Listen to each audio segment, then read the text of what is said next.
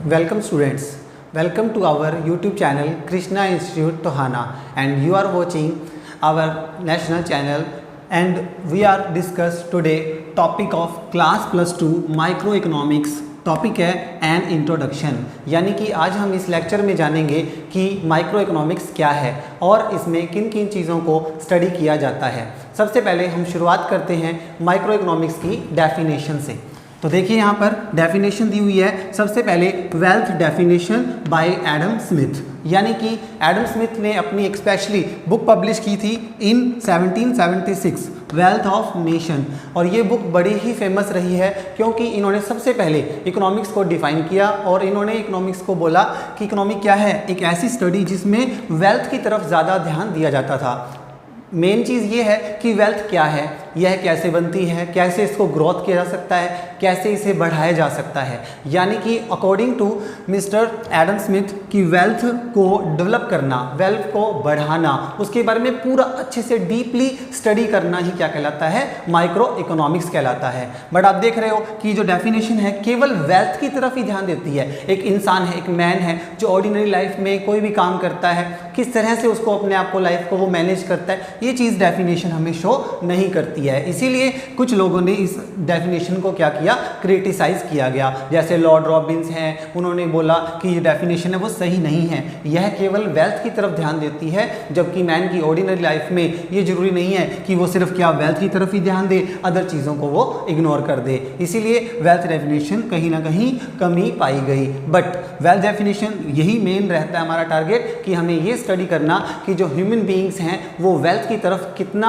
Attract होते हैं, कैसे उसको ग्रोथ करते हैं और वेल्थ में किन किन चीज़ों को इंक्लूड किया जाता है। ये सभी चीज़ें अगर हम डिस्कस करते हैं तो वो क्या कहलाती है, हमारी इकोनॉमिक्स कहलाती है। जैसे सेकंड डेफिनेशन की बात करें तो ये डेफिनेशन है मटेरियल वेलफेयर डेफिनेशन, और ये दी गई थी डॉक्टर मार्शल, यानी कि इनका पूरा नाम है एल्फ्रेड मार्शल। इन्होंने भी एक बुक लिखी गई थी और उस बुक में स्पेशली इन्होंने बताया था कि जो इकोनॉमिक्स है वो क्या है, मटेरियल वेलफेयर डेफिनेशन है। इट मीन्स माइक्रो इकोनॉमिक्स में हम उन चीज़ों को डिस्कस करते हैं जो हमारे मटेरियल से रिलेटेड है, चाहे वो इंसान सोसाइटी का पार्ट हो इवन ना हो, बट हमें इकोनॉमिक्स में उन चीज़ों को स्टडी करना है जो हमारे मटेरियल से रिलेटेड है। हम एक एग्जांपल लेते हैं, हमारा बिजनेस है कपड़ा मैन्युफैक्चरिंग का, तो हम कपड़े से रिलेटेड जितनी भी इंडस्ट्रीज हैं हम सभी चीज़ों का ध्यान रखेंगे। कभी अपने प्रॉफिट की तरफ ध्यान नहीं देखेंगे कि हमारे प्रॉफिट्स को कैसे बढ़ाया जा सकता है, हमारी सेल्स को मैक्सिमाइज कैसे किया जा सकता है। केवल उन चीज़ों पर ध्यान ना दे करके हम पूरी मार्केट में जो भी हमारे से रिलेटेड मटेरियल होगा,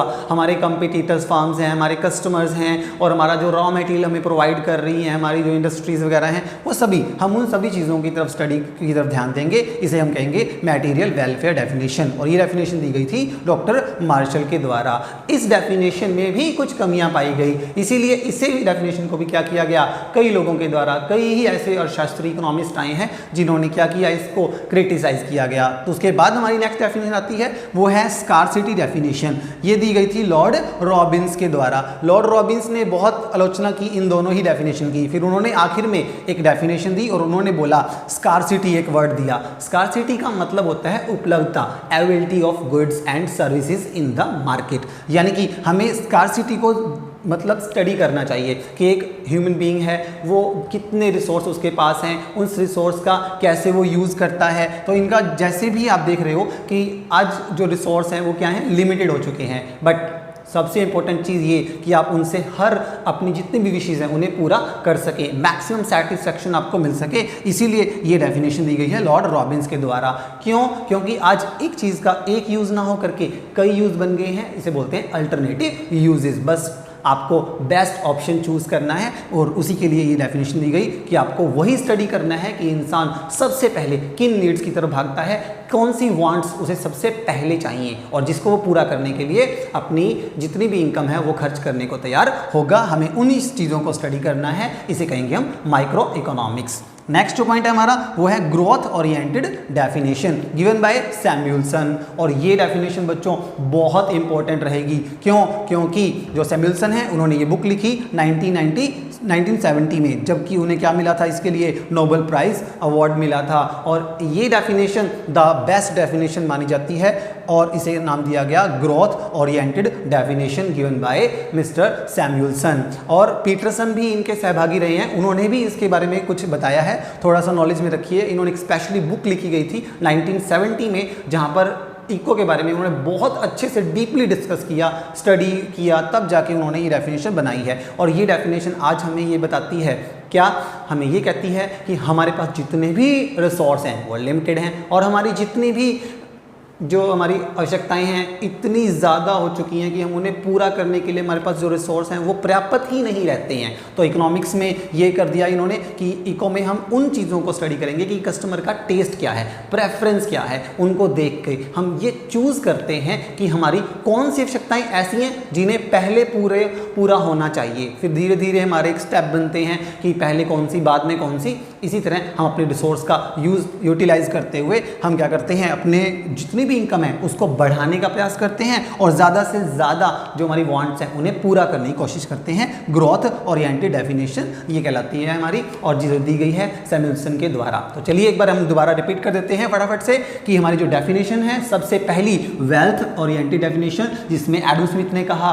कि सिर्फ वेल्थ की तरफ ध्यान दीजिए, हमारी जितनी बिजनेस की प्रॉपर्टीज़ हैं, एसेट्स हैं, लायबिलिटीज़ हैं, उनको ध्यान से समझें, पढ़ें, उनको डिस्कस करें कि वो क्या हैं, कैसे बढ़ा सकते हैं, कैसे बिजनेस में डेवलप उनको कर सकते हैं। और ये सारी चीज़ें क्या कहलाती है? हमारी वेल्थ डेफिनेशन ऑफ इकोनॉमिक्स, जो बहुत ही डीपली डिस्कस करती है। सेकंड जो डेफिनेशन है हमारी मटेरियल वेलफेयर डेफिनेशन, और इसमें क्या बताया गया था कि हमारे जितनी भी इकोनॉमिक्स में प्रॉब्लम्स हैं, जो हमारी मटेरियलिटी हैं, मतलब हमसे जो संबंधित हैं, हमारे से जो बहुत कनेक्टेड है, क्लोजली कनेक्टेड हैं, उनको हम डिस्कस करते हैं, वो हमारी क्या कहलाती है? Material welfare definition. नेक्स्ट है हमारी स्कार्सिटी डेफिनेशन, क्योंकि हमारे पास रिसोर्स हैं वो लिमिटेड हैं, और जो हमारी अनलिमिटेड जो वांटेड हैं उन सबको पूरा करने के लिए हमारे पास रिसोर्स को कैसे यूटिलाइज करना है, ये हमें लॉर्ड रॉबिन्स बताते हैं। और ग्रोथ ओरिएंटेड, हमारे रिसोर्स को ग्रोथ करना प्लस हमारी हर चॉइस इस तरह से पूरा करना कि हमारे जो अल्टरनेटिव यूजेस हैं उन पर कंट्रोल करते हुए द बेस्ट वे में आपको अपने रिसोर्स का यूज़ करना है और उनको ग्रोथ की तरफ ले जाना है। इसके लिए उन्हें नोबेल पुरस्कार भी मिला था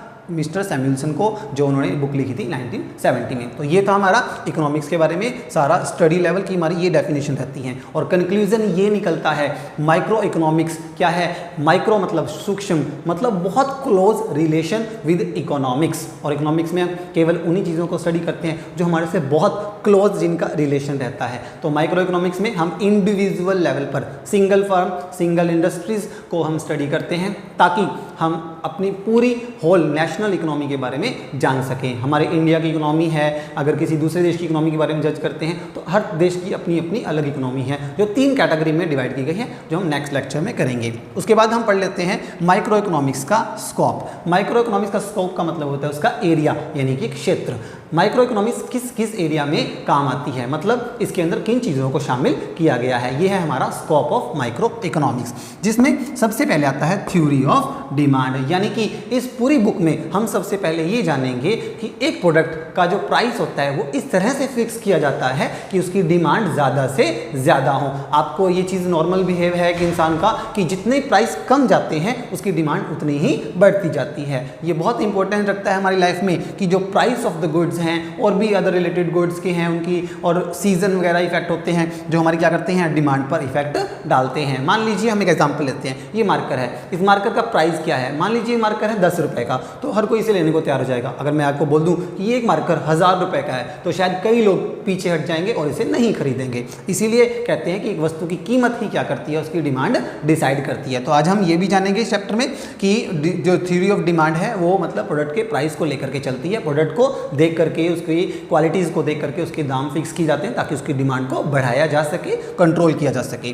नेक्स्ट पॉइंट है हमारा थ्योरी ऑफ प्रोडक्शन। इस पूरी इकोनॉमिक्स की बुक में इंपॉर्टेंट चीज़ ये रखती है कि जो प्रोड्यूसर है वो प्रोडक्ट को तैयार करता है, प्रोडक्ट को तैयार करने पर उसकी कई तरह की लागतें आती हैं, कॉस्ट आती हैं। वो हर तरह की कॉस्ट को देखता है, उन्हें कटिंग करने का यानी कि उनको कम करने का प्रयास करता है। उन्हें कितना प्रोडक्शन करना चाहिए, कितनी कॉस्ट उनकी आती हैं, उससे वो ये फिक्स करता है कि वो अपने प्रोडक्ट का क्या दाम कस्टमर से ले। इतना दाम भी नहीं होना चाहिए कि कस्टमर को लेते हुए उसे ये लगे कि ये प्राइस कुछ ज़्यादा है और उसकी जो क्वालिटी है या इवन जो उस प्रोडक्ट की सर्विसेज हैं वो क्या हो रही हैं, हमें कम प्राप्त हो रही हैं। तो इसीलिए थ्योरी ऑफ प्रोडक्शन में ये भी ध्यान रखा जाता है कि हमारी जो कॉस्ट आ रही है प्रोडक्ट को लेकर के, जो मटेरियल हमें चाहिए, मशीनें हमें चाहिए, वर्कर्स हमें चाहिए, मनी हमें चाहिए, वो सब चीज़ें कहाँ से अवेलेबल होंगी, कहाँ पर चीप रिसोर्स से हम वो उन्हें प्राप्त कर सकते हैं। तो थ्योरी ऑफ प्रोडक्शन में प्रोडक्शन से रिलेटेड सारे ही आप क्या करोगे, पॉइंट्स नोट करेंगे। तो ये हमारे टॉपिक्स रहेंगे प्रोडक्शन से रिलेटेड। नेक्स्ट जो पॉइंट हमारा थ्योरी ऑफ प्रोडक्शन में आता है आपका, ये पॉइंट रिपीट हो रहा है आई थिंक,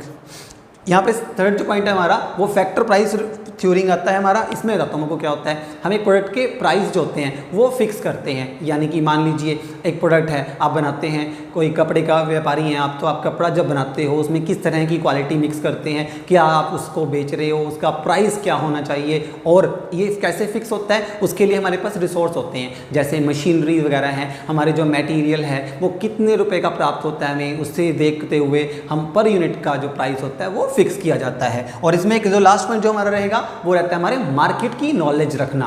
आज हम देखते हैं मार्केट कई तरह की हो चुकी हैं और हर मार्केट में आप अपने प्रोडक्ट को अगर उतारना चाहते हैं, आप उसको स्टैंड करना चाहते हैं, तो आपको मार्केट का पूरी नॉलेज होनी चाहिए। मार्केट कई तरह की होती है, आज हम छोटा सा डिस्कस कर लेते हैं।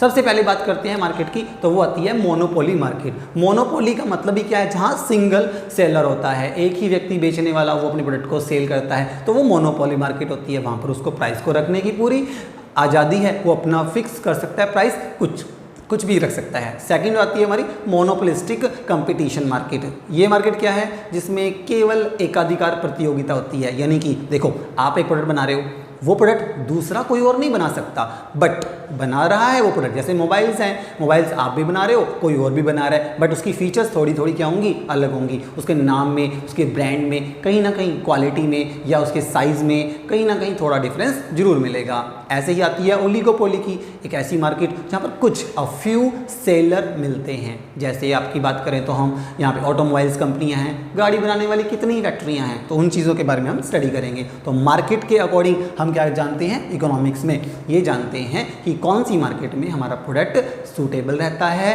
क्या प्राइस हम उसका कस्टमर से ले सकते हैं। तो इस प्रकार हमारे जो 4 टॉपिक्स हैं ये माइक्रो इकोनॉमिक्स में हम डिस्कस करने वाले हैं। तो ये एज होल आपका पूरा माइक्रो इकोनॉमिक्स का इंट्रोडक्शन रहेगा। इससे रिलेटेड हम नेक्स्ट टॉपिक में आपके नेक्स्ट लेक्चर में लेकर के आएंगे इसके बारे में कि इसकी इंपॉर्टेंस क्या है, क्यों हम माइक्रो इकोनॉमिक्स करते हैं। Thank you learner.